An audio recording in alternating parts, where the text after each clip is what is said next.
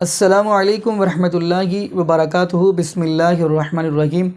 الیوم اکملت لکم دینکم واتممت علیکم نعمتی ورضیت لکم الاسلام دینا۔ ناظرین، یہ ویڈیو ہے ذاکر نیک حافظہ اللہ تعالیٰ کی، اور سوال کرنے والے نے بڑا کمال کا سوال کیا ہے۔ کہہ رہا ہے کہ آپ کے رب نے ہر انسان کو بنایا، تو پھر ہر انسان کا ایک ہی دھرم کیوں نہیں بنایا؟ کوئی کچھ ہے، کوئی کچھ ہے، کوئی کافر ہے، کوئی کچھ ہے، ایسا کیوں کیا؟ یہ تو ناانصافی ہے۔ تو آئیے ناظرین، ہم اس بندے کی گفتگو سنتے ہیں، اور ساتھ ہی ہم آپ کو ذاکر نائک حافظہ اللہ تعالیٰ کی ویڈیو دیکھتے ہیں، تو پھر انشاءاللہ اسی والا سے ہم بھی گفتگو کریں گے۔ تو آئیے ناظرین مل کے ویڈیو سے وہاں پر کوئی اگر دیکھتے غیر ہیں۔ مسلم بھائی ہیں تو اپنا سوال کر سکتے ہیں۔ مائک نمبر 3 سے۔ نمسکار، میرا نام ہریپد وشواس، میں بنگال مالدہ گاجول سے آیا ہوں۔ میں ایک ریٹائر فوجی ہوں اور ابھی میں پرائمری ٹیچر ہوں۔ ہم کہیں بھی دیکھتے ہیں کوئی بھی دھرم میں بے گناہوں کو کوئی قتل کرنا، ظلم کرنا یہ نہیں لکھا، لیکن ہم دیکھتے ہیں دنیا میں کہیں بھی مسلم ہو یا ہندو ہو، بے گناہوں کے اوپر ظلم کرتے ہیں۔ وہ دھرم کے پرچار پر جہاں پر دیکھیے مسلمان زیادہ ہے تو ہندو کے اوپر، اور ہندو جہاں زیادہ ہے تو مسلمان کے اوپر۔ تو دھرم کیا ہے، اور ایشور نے اللہ نے کیوں نہیں ایک دھرم کیا اور ایک دھرم کا نہیں کیا؟ یہ میرا کوشچن ہے۔ بھائی صاحب کا بہت اچھا سوال ہے۔ بھائی صاحب کا سوال ہے کہ دھرم کے نام پہ قتل ہو رہا ہے۔ جب مسلمان میجورٹی میں تو ہندو قتل ہوتا ہے، جب ہندو میجورٹی میں تو مسلمان کے اوپر قتل ہوتا ہے، ایسا کیوں؟ خدا نے ایک دھرم کیوں نہیں بنایا؟ بہت اچھا سوال ہے۔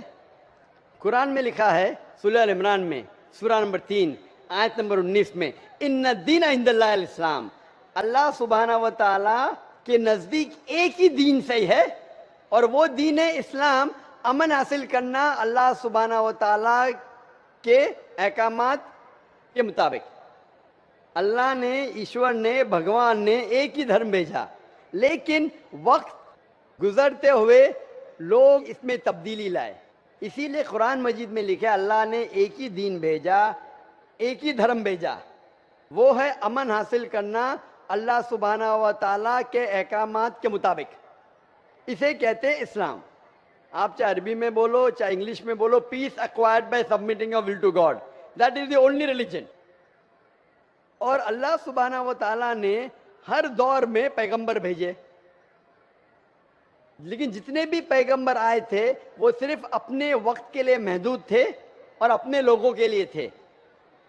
اور جب بھی پیغمبر بھیجے، جب بھی کتاب نازل ہوئی، لوگوں نے کتاب کو بدلا اور اس میں تبدیلی لائے، اور ایک نیا مذہب پیدا ہو گیا، ایک نیا دین پیدا ہو گیا۔ تو اللہ نے ایک نئی کتاب بھیجی، نیا پیغمبر بھیجا، لوگوں نے اس کے اوپر عمل کیا، پھر چند سال کے بعد 10 سال 20 سال 50 سال 100 سال کے بعد اس میں تبدیلی آئے، لوگ نے اپنے فائدے کے لیے اسے بدلا، اور ایک نیا مذہب پیدا ہو گیا، ایک نیا دھرم پیدا ہو گیا۔ اس طریقے سے اللہ نے کئی کتابیں نازل کی، اور ہمارے رسول فرماتے ہیں محمد صلی اللہ علیہ وسلم، اللہ نے 1,24,000 پیغمبر اس دنیا میں بھیجے، لیکن اللہ سبحانہ و تعالیٰ نے آخری پیغمبر محمد صلی اللہ علیہ وسلم اور آخری کتاب، آخری وحی قرآن مجید 1400 سال پہلے بھیجی۔ اور اس میں اللہ تعالیٰ فرماتے ہیں کہ کیونکہ یہ آخری کتاب ہے، یہ صرف مسلمانوں کے لیے نہیں، صرف عربوں کے لیے نہیں بھیجی تھی، بلکہ ساری انسانیت کے لیے بھیجی تھی۔ اور کیونکہ یہ آخری کتاب ہے، یہ محدود نہیں 10 سال کے لیے، 100 سال کے لیے، 1000 سال کے لیے، جب تک قیامت آئیں گی اس وقت تک کہ یہ کتاب صحیح رہیں گی۔ اور کیونکہ محمد صلی اللہ علیہ وسلم آخری پیغمبر تھے، وہ صرف مسلمان یا عربوں کے لیے نہیں بھیجے گئے تھے، وہ ساری دنیا کے لیے بھیجے گئے تھے۔ تو آج جو بھی انسان ہے، چاہے وہ ہندوستان میں ہے، چاہے پاکستان میں، چاہے سعودی عربیہ میں، چاہے یو ایس اے میں، چاہے انگلینڈ میں، اسے آخری پیغام اللہ کا، خدا کا، اس کے اوپر عمل کرنا چاہیے، وہی قرآن، اور آخری پیغمبر محمد صلی اللہ علیہ وسلم پہ عمل کرنا چاہیے۔ پھر آپ کو امن ملیں گی، اور انشاءاللہ خون خرابہ نہیں رہے گا۔ میں مانتا ہوں آپ کی بات کہ اکثر آپ دیکھتے میجورٹی مائنورٹی پہ ظلم کرتا ہے۔ میں آپ سے پوچھنا چاہتا ہوں بھائی صاحب، اس کشن گنج میں میجورٹی مسلم کی ہے کیا ہندو کی ہے؟ سر میرے کو تو پتہ نہیں، میں بنگال سے آیا ہوں، کشن گنج کے بارے میں۔ بنگال کشن گنج کا نہیں، لیکن آج صبح کو جب ہمارے ہندو جتنے ادارے کے پریزیڈنٹ تھے، چیئرمین تھے، وہ کہہ رہے تھے کہ کہ کشن گنج میں 65% 65% مسلمان ہیں اور 35% ہندو ہے. اس کے باوجود اس کشن گنج مثال ہے ہندوستان میں کہ کبھی بھی ہندو مسلم کا رائٹ نہیں ہوا. دھرم کے نام پہ کسی مسلمان نے کوئی ہندو کو نہ قتل کیا نہ ہندو نے مسلمان کو قتل کیا. ایک پولیٹیشین ایم ایل اے صاحب کہہ رہے تھے خالی ووٹنگ کے ٹائم پہ کبھی کبھی ہوتا ہے ہندو مسلم کے اندر کس کو ووٹ دینا, اس کو چھوڑ کے کبھی بھی یہاں دنگے فساد نہیں ہوئے. تو یہ مثال ہے کہ میجورٹی میں ہونے کے باوجود آپ دیکھتے کتنا امن ہے. اور آپ خوش نصیب ہے کہ میڈیا یہ امن کو خراب نہیں کر رہی. میڈیا کو پتا چل جائے گا مسلمان امن سے رہ رہے تو آپ کے امن اور شانتی کو اشانتی میں بدل دیں گی. سب سے اچھی مثال ہے کشمیر. کشمیر میں دیکھو کیا ہو رہا ہے.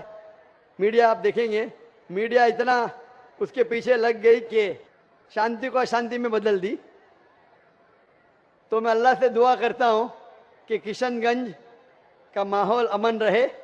آپ میڈیا سے بچیے, آپ صحیح دھرم کا پالن کیجئے, انشاءاللہ آپ کو امن اور شانتی ملیں گی. لیکن آپ کے سوال کا جواب یہ ہے کہ اللہ نے, ایشور نے, خدا نے ایک ہی دین بھیجا ہے, وہ ہے امن حاصل کرنا. ایشور بھگوان اللہ کے جو بھی احکامات ہے اس کو عمل میں لانے کے بعد, اور ہر انسان اگر یہ ڈھونڈے کہ صحیح ایشور کون ہے اور اس کا کہنا کیا ہے تو انشاءاللہ دنیا میں امن رہے گا. لیکن کئی لوگ نہیں چاہتے کہ دنیا میں امن رہے, اسی لیے وہ دیکھتے ہیں اس ہمارے ہندوستان میں, ساری دنیا میں ہندوستان ایک ایسا ملک ہے جہاں سب سے زیادہ مذہب کے نام پہ رائٹس ہوئے, دنگے فساد ہوئے. اور اس کا میں بلیم ڈالتا ہوں ہندوستانی ناگرک پہ نہیں, ہندوستانی پولیٹیشین پہ, کیونکہ انگریز نے ہمارے دیش کو بانٹا. انگریز آئے تھے ہندوستان میں تجارت کرنے کے لیے, لیکن ہم پہ حکومت کی. ان کی پالیسی تھی ڈیوائڈ اینڈ رول, ہندو مسلم کو ڈیوائڈ کیا اور ہم پہ راج کیا.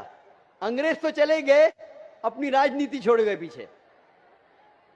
اسی لیے میں نے ایک تقریر کیا ہوں اس ٹیررزم مسلم مونوپلی, اور کہا جتنے بھی آپ دنگے فساد دیکھیں گے دنیا میں, جتنے بھی ٹیررسٹ ایکٹ ڈائریکٹلی اور انڈائریکٹلی کہیں نہ کہیں پولیٹیشین کا ہاتھ ہے.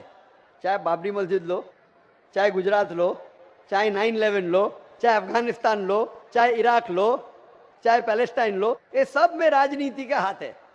لوگ چاہتے کہ ہمارے ووٹ بینک میں لوگ ہمیں ووٹ دے, تو سب سے آسان طریقہ ہے کہ آپس میں لڑاؤ مذہب کے نام پہ. نہیں تو عام طور پہ میں سمجھتا ہوں ہندوستانی جو ناگرک ہے, ہندو اور مسلم, ماشاءاللہ آپس میں امن چاہتے, آپس میں ایک دوسرے سے پیار کرتے. لیکن اس شانتی, اس امن کو اکثر کچھ لوگ اپنے فائدے کے لیے اس کو توڑنا چاہتے ہیں, اس کو بھش کرنا چاہتے. اسی لیے آپ دیکھتے کہ یہ رائٹس ہوتے ہیں. الحمدللہ کشن گنج ایک مثال ہے, اور میں درخواست کروں گا کشن گنج کے پولیٹیشین سے کہ اس امن کو انشاءاللہ برقرار رکھے. آپ حق پہ رہو, آپ کو ووٹ ملے گا, یہاں نہیں ملیں گا, اوپر تو سیٹ ملیں گی. میں ہمیشہ پولیٹیشین سے کہتا ہوں آپ حق پہ جمے رہو, چاہے آپ کا نقصان ہو. یہاں سیٹ نہیں ملیں گی, اوپر تو ملیں گی. یہ سیٹ تو ٹیمپریری ہے, یہ سیٹ آپ کی دنیا کی ٹیمپریری ہے. کتنے سال جئیں گے آپ؟ 50 سال, 60 سال, 80 سال, کتنے سال جئیں گے؟ اوپر کی تو پرماننٹ سیٹ ہے نا. یہ سیٹ کو چھوڑیے, آخرت کی سیٹ کی فکر کیجئے. اسی لیے جو ایشور کا پیغام ہے, خدا کا پیغام ہے, اللہ کا پیغام ہے, حق پہ رہیے اور حق کا ساتھ دیجئے. چاہے آپ کو یہاں سیٹ ملی کا نہیں ملی, آخرت میں تو ملیں گی اور وہ ہمیشہ آپ کے ساتھ رہیں گی. Hope that answers the question. سامعین سے گزارش ہے کہ جو جہاں پر ہیں وہیں بیٹھ جائیں, آگے بڑھنے کی کوشش نہ کریں, پریشانی ہو رہی ہے. سنجیدگی کا ماحول بنائے رکھیں, جو جہاں پر ہیں بیٹھ جائیں, آگے نہ بڑھیں. اب ہم چلتے ہیں شعبہ خواتین کی طرف. وہاں پر واضح ہے کہ ہمارا صرف ایک ہی مائک ہے, مائک نمبر 4.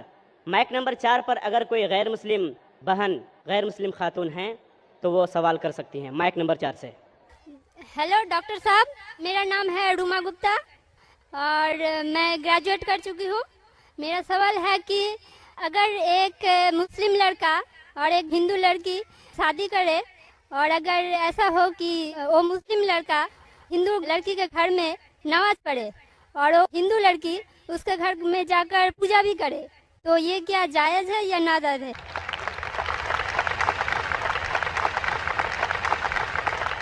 بہن کا اچھا سوال ہے کہ اگر ایک مسلمان لڑکا ہندو لڑکی سے شادی کرتا ہے تو کیا وہ مسلمان لڑکا ہندو کے گھر میں جا کے نماز پڑھ سکتا ہے، اور کیا وہ لڑکی مسلمان کے گھر میں پوجا کر سکتی کہ نہیں؟ سب سے پہلے کچھ شرائط ہے ہر چیز کے.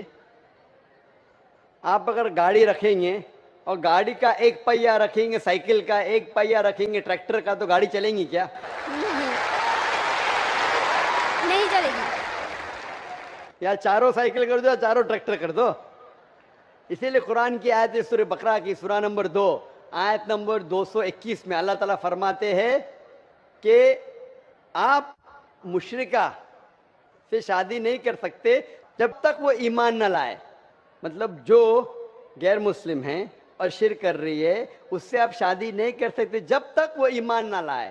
اور ایک ایمان لانے والی عورت چاہے کتنی بھی بدصورت ہو وہ ایک مشرکہ سے بہتر ہے. اور آگے آیت کہتی ہے کہ لڑکیاں مشرک لڑکے سے شادی نہیں کر سکتی جب تک وہ ایمان نہ لائے. ایک مومن آدمی چاہے کتنا بھی بدصورت ہو وہ بہتر ہے بنسبت جو شرک کرتا ہے. اس کی وجہ یہ ہے کہ اسلام میں لکھا ہے کہ اگر آپ خدا کے علاوہ کسی کو اور پوچھتے ہیں، کسی اور کی عبادت کرتے ہیں، یہ سب سے بڑا گناہ ہے. اور اللہ تعالیٰ فرماتے ہیں سورہ نساء میں سورہ نمبر 4 آیت نمبر 48 میں اور سورہ نساء سورہ نمبر 4 آیت نمبر 116 میں کہ اللہ سبحانہ و تعالیٰ اگر چاہے تو کوئی بھی گناہ کو معاف کر سکتا ہے لیکن شرک کو کبھی نہیں معاف کرے گا. اگر ایک انسان مشرک جیسا مر گیا تو اللہ تعالیٰ کبھی بھی اسے معاف نہیں کر سکتا، کیونکہ مشرک وہ شخص ہے جو شرک کرتا ہے. اور یہ سب سے بڑا گناہ ہے کیونکہ ہمارا خالق، ہمارا مالک، ہمارا ایشور، ہمارا خدا، ہمارا بھگوان، اگر ہم اس کو گالی دیں گے، یہ سب سے بڑا گناہ ہے. جس نے ہمیں زندگی دی، جس نے یہ ساری چیزیں ہمیں دی دنیا میں، اگر ہم اس کو گالی دیں گے، اس کے علاوہ کسی اور کی عبادت کریں گے، یہ شرک ہوا. تو اسی لیے اسلام میں اجازت نہیں ہے کہ ایک مسلم لڑکا یا لڑکی کوئی مشرک لڑکا یا لڑکی سے شادی کرے، تو اجازت نہیں ہے. جہاں تک کہ سوال ہے کیا ایک عام مسلمان ہندو گھر میں نماز پڑھ سکتا ہے؟ اگر اس کے سامنے کوئی مورتی نہیں ہے تو وہ نماز کہاں بھی پڑھ سکتا ہے اگر جگہ صاف ہے. ہمارے رسول محمد صلی اللہ علیہ وسلم فرماتے کہ ساری دنیا، ساری دھرتی مومن کے لیے مسجد ہے. یعنی ساری دنیا آپ کہاں بھی نماز پڑھ سکتے، دیکھنا چاہیے کہ صاف ہے، آپ نماز پڑھ سکتے. تو یہ آپ جا کے اگر ہندو کا گھر میں جاتے ہیں اور وہ صاف ہے، کوئی مورتی آگے نہیں ہے، تو نماز پڑھنے میں کوئی حرج نہیں ہے. ضروری نہیں ہے کہ آپ کو شادی کرنا چاہیے پھر آپ نماز پڑھ سکتے. شادی کرنے کی ضرورت نہیں ہے، نماز پڑھنے کے اگر صاف جگہ ہے تو کوئی حرج نہیں. اسی لیے شادی کے لیے شرط ہے کہ دونوں کا ایمان ہو. اور اگر آپ ہندو مذہب پڑھیں گے تو ہندو مذہبی کتاب میں بھی یہی لکھا ہے جو میں نے پہلے پیش کیا. پہلا جو سوال تھا بھائی صاحب کا، اور میں نے کہا کہ ہندو مذہب میں بھی یہی لکھا ہے، نا تس پتی ماستی، اس ایشور، اس بھگوان، اس خدا کا کوئی عکس نہیں، کوئی مورتی نہیں، کوئی فوٹوگراف نہیں، کوئی پینٹنگ نہیں، کوئی پورٹریٹ نہیں، کوئی آئیڈل نہیں، کوئی اسٹیچو نہیں. اگر یہ مان لے کہ کم از کم جو یکساں ہے ہندو اور اسلام کے مذہبی کتاب میں، کم از کم اس کے اوپر عمل کرے تو اکثر ہمارے مشکلات دور ہو جائیں گی.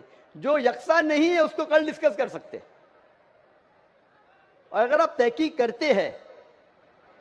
کرتے ہندو مذہب کی کتاب پڑھتے اور اسلام مذہب کی کتاب پڑھتے، دونوں میں لکھا ہے خدا ایک ہے، دونوں میں لکھا ہے خدا کا کوئی عکس نہیں ہے، دونوں میں لکھا ہے کہ خدا کا کوئی بت نہیں ہے، دونوں میں لکھا ہے کہ خدا کے علاوہ کسی اور کی عبادت نہیں کرنا چاہیے، دونوں میں لکھا ہے کہ آخری پیغمبر محمد صلی اللہ علیہ وسلم میں، دونوں میں لکھا ہے کہ شراب نہیں پینا چاہیے. میں حوالے دے سکتا ہوں اور میں تقریر ایک دیا ہوں، similarity between Islam and Hinduism, Islam اور ہندوازم میں یکسانیت، دونوں کتاب میں ہے.